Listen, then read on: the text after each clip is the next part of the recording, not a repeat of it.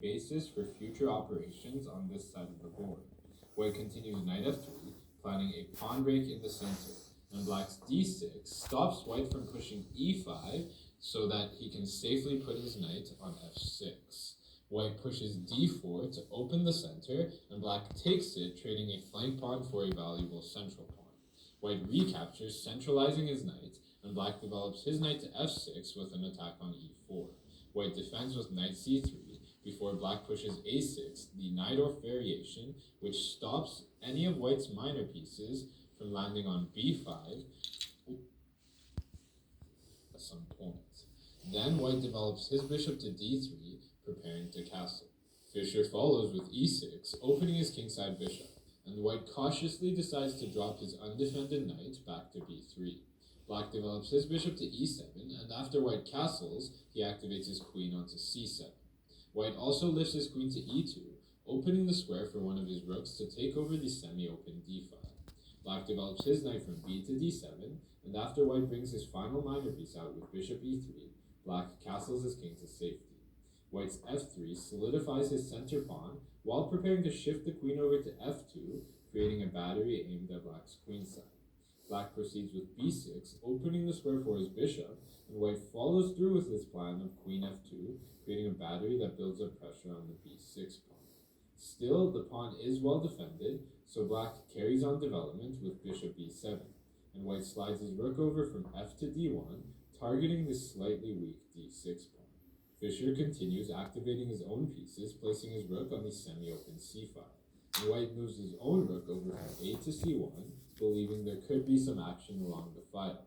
Yet after this slow move, black doesn't waste any time to push forward with b5, gaining space while trying to create enemy weaknesses on the queen side. To prevent further expansion, white plays a3 before black advances his knight to e5, now that it no longer needs to defend the pawn that was on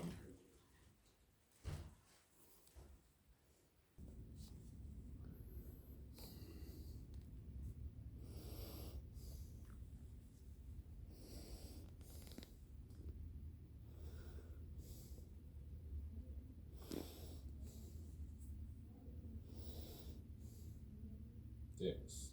With the diagonal towards the king open, white shifts his king to the corner as he embraces his timidity in the face of his intimidating opponent. Fischer follows suit with king h8, but in this case, he's not taking a defensive stance, but instead an offensive posture, as his rook will soon shift to g8, after which his g-pawn will get rolling. White swoops his bishop to b6, tickling the queen, who calmly drops back a square. Then white lifts his rook to d2, preparing to double up on the d file. And after black shifts his rook to g8, white moves his other rook from c to d1. Black launches his g-pawn with the intention of breaking open white's kingside. But with the dark squared diagonal opened up, white immediately places his bishop on d4, where it targets the black king. Black has little fear, however, lifting his rook to g6 with ideas of moving it to the h5. White drops his queen to f1, creating a new battery aimed at black's queenside pawns, planning a4 to weaken them. Fischer's not worried about these ideas, as he starts turning his attention all towards the king side with rook c to g1. White's a4 is met by a capture, and as white captures, black shifts his rook to h6, pressuring the h2 pawn. Now, although white can take the pawn on a6, it would be dangerous because black would exchange bishops, and after the queen would recapture, black would be able to play d5, opening his queen's indirect attack onto h2. Then the knight would be able to move anywhere, and the attack would be promising.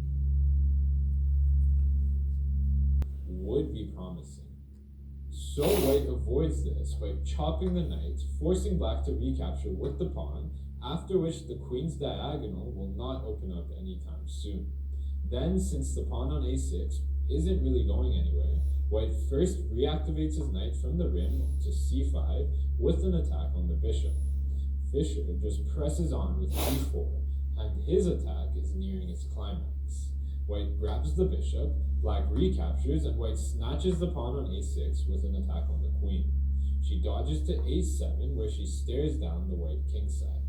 Now black's plan is to reroute his queen to the other end of the board, and there just really isn't a good way for white to stop that.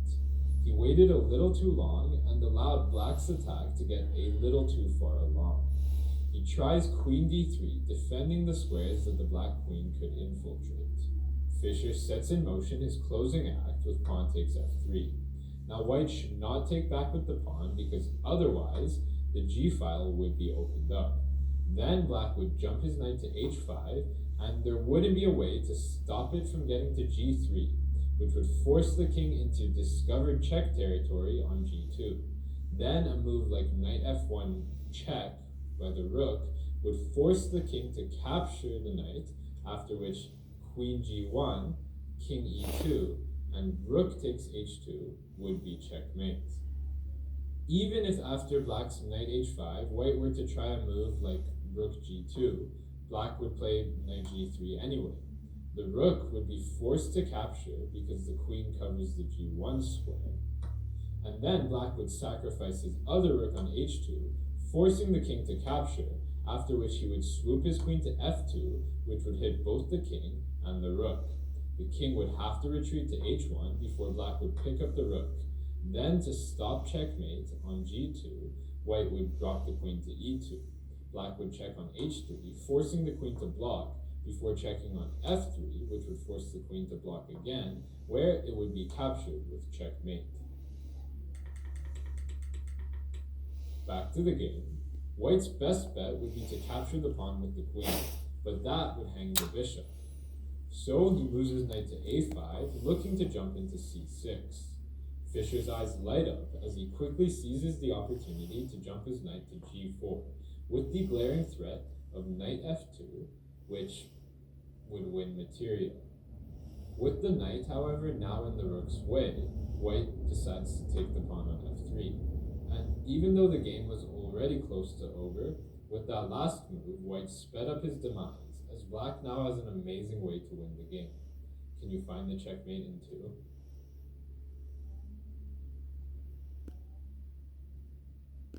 With 3 black pieces near the enemy king, all that's left is bringing in the most powerful one. The move Fischer plays to win the game is queen f2, and this move really is one that would leave most spectators in awe, including the opponent, who has no choice but to resign the game. The threat is rook takes pawn with checkmate, and there's no way to stop it except for taking the queen, which would lead to an even more aesthetic checkmate of knight takes f2, with the other rook cutting off the king's escape. The next opponent is Grandmaster Wolfgang Unzicker, and he opts for an open game against the Sicilian. Fischer takes the pawn, and after the knight recaptures, he develops his knight to f3, attacking e4. White defends with knight c3, and black plays a6, guarding the b5 square. Then white plays bishop e2, preparing to castle. Black lunges in the center with e5, kicking the knight back to b3, before he develops his bishop to e6, fighting for the d5 square. White castles, and black develops the knight from b to d7. White follows with the f4 pawn break, and in response, black plays queen c7, maintaining the tension, while planning to meet f5, which is white's next move, with bishop c4 thanks to the queen's help. White doesn't capture the bishop, because it would only activate black's queen, so he instead pushes a4 to hinder any black expansion on the queen side. Fischer develops his final minor piece with bishop e7 preparing to castle, and white brings his last minor piece out with bishop e3 looking at the weak b6 square. After black castles, white pushes a5, clamping down further on b6, so before it's too late, black pushes his b-pawn 2 squares to b5. Black's threatening b4, which would remove the defense of the e4 pawn, so white takes en passant, and although white does get a semi-open a-file, once black recaptures with the knight, he has ample support to push d5, which would get rid of his main weakness, which is the backwards d6 pawn. To stop that, white takes the knight, giving up his crucial dark squared bishop, and black's queen recaptures with check, pushing the king to the corner. Black then drops his bishop back a square, with ideas of putting it on the long diagonal where it can support a d5 advance. But with most of white's pawns on light squares, white is happy to exchange light-squared bishops. Fischer recaptures with the pawn, eliminating his weak a-pawn while fighting back for the open a file. White jumps his knight to d5, hitting just about everything, so black snatches it right away before the queen recaptures, adding an attacker to the rook in the corner. Black lifts it to a4, and white shouldn't take it because the pawn would recapture with an attack on the knight, who would leave the pawn on b2 hanging once it would move.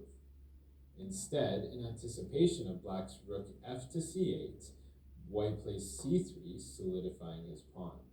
Black shifts his queen over to a6, building up pressure down the a file, and white proceeds with h3, cautiously giving his king air. Black moves his rook to the semi-open c file, with ideas of doubling up on white's weak e-pawn. In anticipation, white shifts his rook from f to e1, defending. Fischer follows with h6, creating a slight square for his king. Now white doesn't really want to move any of his pieces. One rook guards e4 and the other battles for the open a file. The knight protects the rook, and the queen is optimally placed in the center of the board. So he lifts his king to h2, getting off the back rank just in case of any tactics later on. Black, on the other hand, sees a way to improve as he advances his bishop to g5, gaining considerable scope along a new diagonal. White, afraid of a check on f4, plays g3, but this move just creates weaknesses around his king. Fischer immediately drops his queen to a7, looking to exploit the new openings on the second rank, and queen f2, check has to be stopped since it would win at least a pawn, but likely much more. So white shifts his king to g2, guarding the square. Then black finds the only move that fights for the advantage, rook a2. This threatens the pawn on b2, whose capture would come with a potent check and full control over the second rank. White's best bet would be to take the rook, and after the queen would recapture, white would have to defend his pawn with rook e2. Still, black would be able to win a pawn with rook takes c3, which would exploit the pin on the b pawn to the rook. In light of this, white drops his king to f1 so that the capture on b2 wouldn't come with check. Since black's rook is pinned to the queen, it can't take on b2 anymore. So white's plan is to take the rook on the next move, and then guard his pawn with the rook without worrying about a pin thanks to the king's defense of the rook. However, there's one crushing move that white is overlooking. Can you find black's one and only winning move?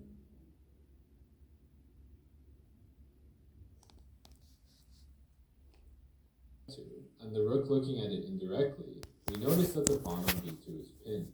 The move Fischer plays to gain the decisive advantage is rook takes c3, and white, seeing no good way out, resigns the game. White cannot recapture the rook because queen to f2 would be checkmate with the other rook's support. However, black is also threatening rook f3 check, which would be devastating. White wouldn't be able to move the king to g2 because of queen f2 check, which would push the king to h1, after which rook takes g3 would be followed by an unstoppable checkmate of rook takes h3. The other option after rook to f3 would be king to e2, but that wouldn't work either because queen e3 would force the king to d1, where it would cut off the white rook's connection, and black could take the rook on a1, which would lure the knight to the corner. Then black would play queen c1 check, which would push the king back to e2, where it would be checked by the other rook, who would move to e3, and once the king would move, black would pick up the second rook, with a checkmate soon to follow. White would just have no good moves here to defend. Even taking the rook on a2 wouldn't be any good, because despite stopping checkmate, black would move his rook to f3 with check, and once the king would move, he would play rook f2 check. It wouldn't matter where the king would move next, black would recapture the rook on a2. He would then win more pawns, with dangerous threats to follow, all while white's king would still be in a seriously susceptible spot. The next opponent is someone who never has a good time against Fischer, and chooses to play an open game against the Sicilian, and when faced with the Najdorf, he plays bishop c5, pressuring the weak f7 pawn. Fischer replies e6, blunting the bishop's diagonal, and in anticipation of b5, white tucks the bishop away on b3. Black goes ahead with b5, gaining queenside space while opening the square for his bishop, and white plays queen e2, defending his own pawn in case of b4 kicking the knight. Black develops his bishop to e7, preparing to castle, before white launches his g-pawn, looking to immediately build up an attack on the king side. Black counters with b4, kicking the knight, and white chooses to retreat it back home in order to reroute it towards the center. Fischer takes this opportunity to strike in the center with d5 to get rid of his weak d-pawn. White retaliates by pushing the pawn, kicking the knight back to d7. Then he plays bishop f4, reinforcing his advanced pawn, before black's queen springs to b6 with an attack on the knight. White drops it back to f3, and black plays a5, opening the square for his bishop to develop, while threatening to trap the enemy bishop. White's bishop a4 blockades the pawn, and pins the knight to the king. So black castles, getting his king away from the center. White follows with bishop e3, hitting the queen, so she drops to c7, adding an attacker to e5. After white moves his bishop to d5, defending the pawn, black lifts his bishop to a6, attacking the queen, who sidesteps to e3. Now Fischer played the opening to perfection. White's pieces are not well placed, and his king is still uncastled. Meanwhile, black's army is bursting with potential. He starts with knight c5, attacking the undefended bishop, who cannot move without getting trapped. Playing b3 here would just lead to a damaged pawn structure before black would win the pawn on c2. So white just takes the knight instead, and the bishop recaptures with an attack on the queen. Now white should move the queen. Black would continue with moves like knight c6, followed by f6 to open the f-file, and his position would be very good. Instead, white plays knight d4 self-pinning, and this gives black one move to win the game on the spot. Can you find black's winning move?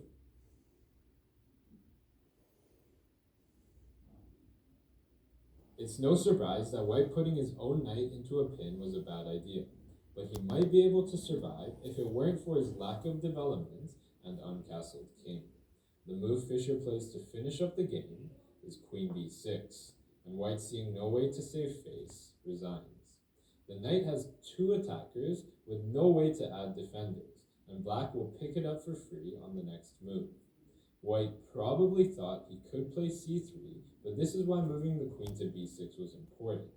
Black would take the pawn, and after white would recapture, black's queen would sprint to b2, where it would trap and win the rook in the corner. Black would gain a decisive material advantage. The fourth opponent is Bredov, and as usual we enter a Sicilian, to which white replies with bishop e2. Fischer lunges in the center with e5, kicking the knight back to f3 before he develops his bishop to e7, preparing to castle. White swoops his bishop to g5, undermining black's control over d5, and black supports his knight by moving the other from b to d7. This does block the light-squared bishop, however, and white, thinking he's clever, jumps his knight to a4, looking to jump into f5. Black just pushes h6, and were the bishop to capture, the other would recapture, opening the light-squared bishop's defense of f5. So white preserves his bishop pair, retreating it to e3, and black jumps his knight to b6, opening his bishop while building up pressure on d5 on the critical d5 square. White, realizing his knight's not doing anything on the rim, clumsily drops it back to f3. Fischer develops his final minor piece with bishop e6, and white castles. With the support of his bishop, black jumps his knight to c4, hitting both the bishop and the pawn on b2.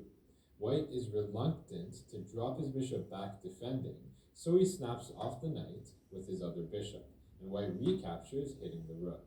After it shifts the square to e1, black castles, and white drops his knight to d2, hitting the bishop while making way for his f-pawn to advance. Black retreats the bishop before white strikes with f4, and although this move looks threatening, it does create serious kingside weaknesses that white may not have completely thought through. Fischer captures the pawn, luring the bishop away from its king's diagonal once it recaptures. Black follows with queen b6 check, forking the king and the pawn on b2. White sidesteps his king to the corner, and black wins the pawn with an attack on the now hanging knight. White jumps his knight to d5, which looks like it loses a pawn, as white captures the knight, and after the pawn recaptures, he takes that too. However, white is able to play knight c4, hitting the queen and the pawn on d6 for a second time, while opening up an attack on the knight by the queen. Black's only move is queen b5, saving his queen and defending the knight. This is followed by knight takes d6, winning back the pawn while hitting the queen again. Fischer drops his queen to c6, attacking the knight, who jumps to f5, adding a second attacker to the bishop. It moves to f6, hitting the rook in the corner, so white blocks with bishop e5.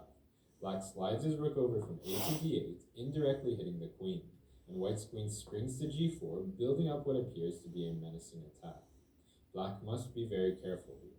He grabs the bishop on e5, and after the rook recaptures, he slides his queen over to f6, defending against the checkmate threat by white's queen and knight. White swings his other rook over from a to e1, saving his rook and doubling up on the e5. And black drops his knight to c7, preparing to reroute it to e6 to solidify his kingside, which would put an end to white's attack. With black's precise defense, white sees no breakthrough, as he moves his queen to e4, going for material instead. Black leaves his pawn on b7 hanging as he jumps his knight to e6, and white gleefully grabs it, believing all is well. Little does he know, the pawn was poisoned, and black has a marvelous move to win the game. Can you find the black's winning move?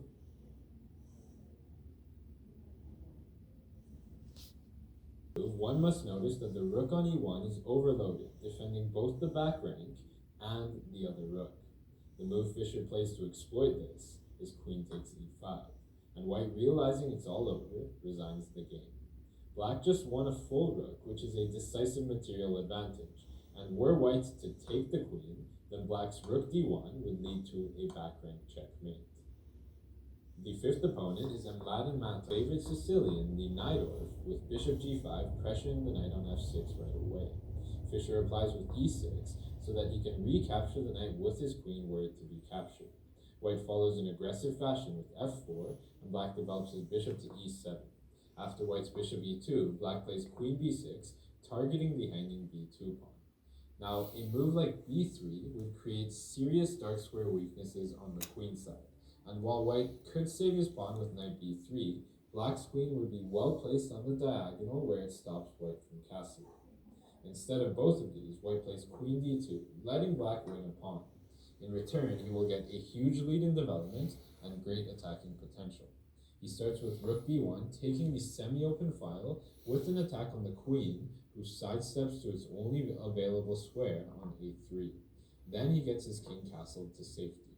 Fischer calmly proceeds development with knight b to d7 before white lunges with f5. This opens the e5 square, however, and black's knight leaps ahead to a more active post. White cautiously shifts his king to the corner out of any potential attacks along the diagonal, and black also acknowledges his king's security by castling. White lifts his rook to b3, where it attacks the queen, but also has the option long-term to slide over to the king's side. Black retreats her to c5, and white wants to move his knight on c3, but it would hang the e4 pawn. So he first grabs the knight on f6, and after black recaptures with the bishop, he jumps his knight to a4, where it hits the queen. White is hoping the queen would retreat, after which he could jump his knight to b6, possibly taking the bishop at some point to weaken black's defense of the e6 pawn. However, white's plan is fatally flawed, all because of one move. Can you find black's only winning move?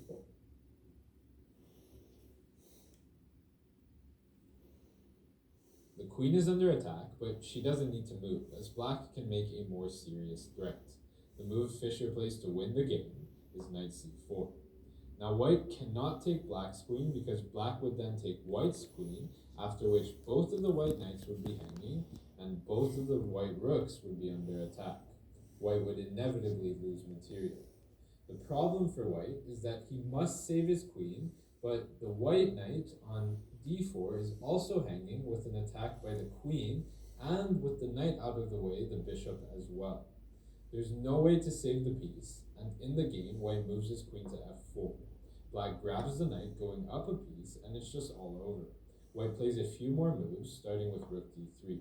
Black sidesteps his queen to e5, offering an exchange, which white rejects. Then black takes the pawn on f5, enticing white to recapture with the pawn, which opens the black queen's defense of e3. Black jumps his knight to e3, where it forks the queen and the rook, leading to the win of even more material. This is when black calls it a day and resigns the game. The penultimate opponent is Grandmaster Robert Byrne, and Joseph Fischer's Sicilians is a Najdorf, to which white replies bishop c4. Fischer blunts the bishop's diagonal with e6, and white drops the bishop back to b3 in anticipation of black's next move, b5. White immediately expands in the center with f4, and black puts his bishop on b7, adding an attacker to the e4 pawn. White counters with f5, threatening to take twice on e6. So black closes things up with e5, hitting the knight, who retreats to e2. Black carries on development with knight b to d7, and white pins the black knight to his queen with bishop g5. Black breaks the pin with bishop e7 before white reroutes his knight towards the king side, starting with the g3 square. Fischer slides his rook over to the semi-open c-file, and after white castles, he pushes h5, showing his disinclination to castle, instead opting for an aggressive attack. White stops further expansion with h4, and black turns the attention to the other end with b4, hitting the knight in order to remove the defense of the e4 pawn.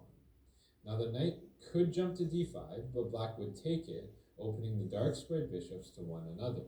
White wouldn't be able to take that because the knight would recapture, winning a piece. So he would have to take the knight back, after which black would take twice on g5, winning a pawn. To avoid all of this, white takes the knight on f6, and black recaptures with the bishop, hitting the h4 pawn. Then white jumps his knight to d5, hitting the bishop, who grabs the pawn on h4, before white takes the pawn on h5 with his knight in exchange.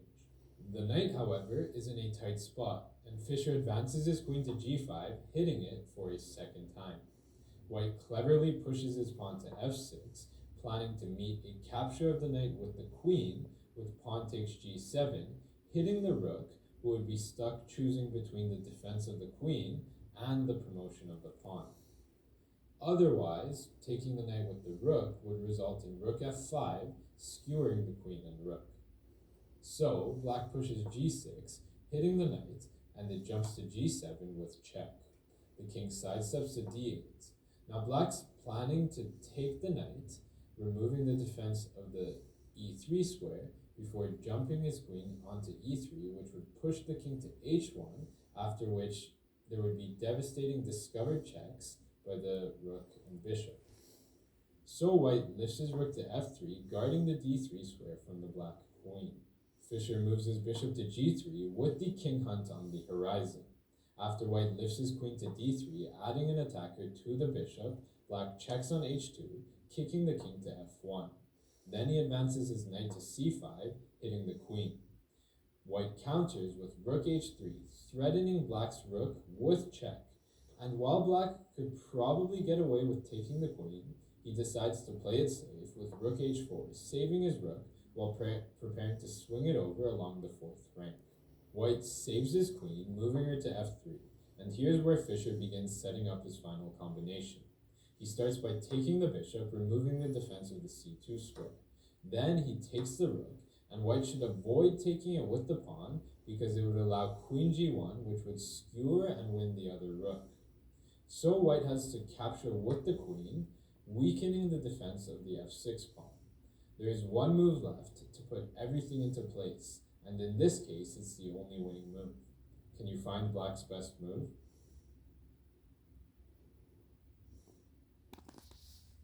Rook is going to take the pawn on c2 at some point, and the only other thing he needs to do is get his queen to the f-file to begin his attack on the king. The move Fischer plays to seal the deal is bishop takes d5, removing the defense of the f6 pawn. Now white could take the bishop on h2, but it wouldn't change much. In the game, he recaptures the bishop on d5, and black takes the pawn on f6 with check, winning one pawn. The king shifts over to e1, and black's final move is queen f4, prompting white to resign the game. Black's threat, and to show it, will just move the knight to e8, is bishop g3, which would push the king to d1, followed by queen f1, kicking the king to d2. Queen f2 check would push the king to d3, after which queen d4 check would force the king to e2, where it would get checked by the rook once it would capture on c2. Finally, after the king would go to f3, queen f4 would be checkmate. Back to the game. The best way for white to stop this would be queen f3, and black doesn't even need to exchange queens, and he would still have a promising attack. But to make things simple, he could trade queens because the knight on g7 would be trapped. He would finish up the game by marching his king over to munch the knight, which would give him a decisive material advantage.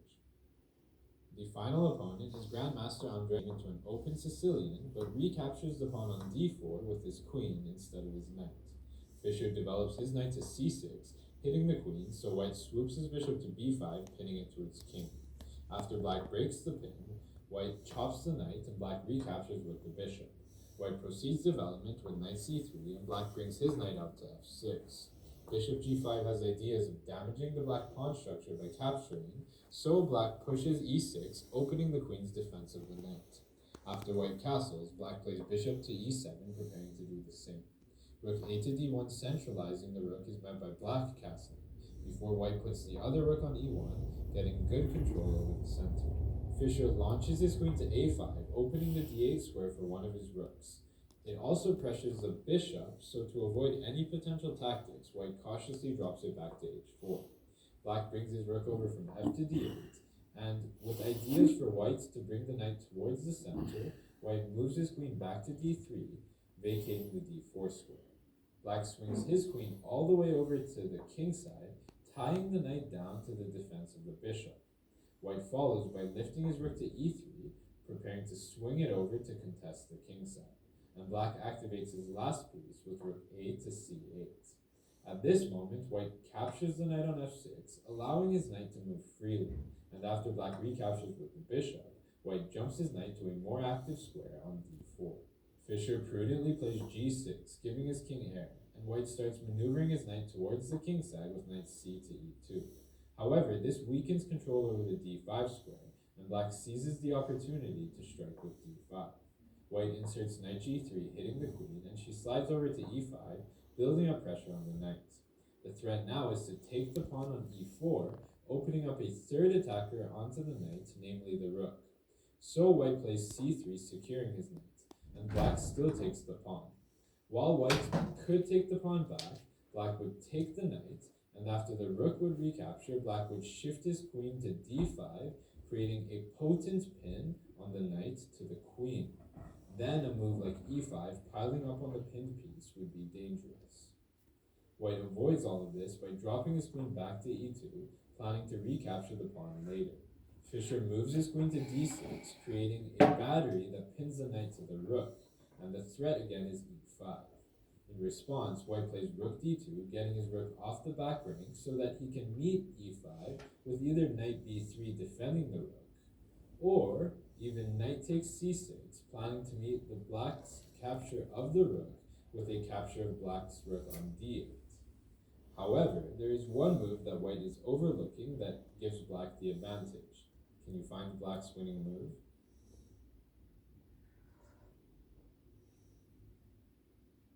To find the move, one must notice that the two white rooks are on the same diagonal.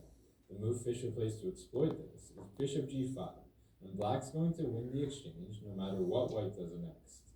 In the game, he plays knight b3, opening the rook's attack onto the queen, but after black plays queen e5, white throws in the towel and resigns the game.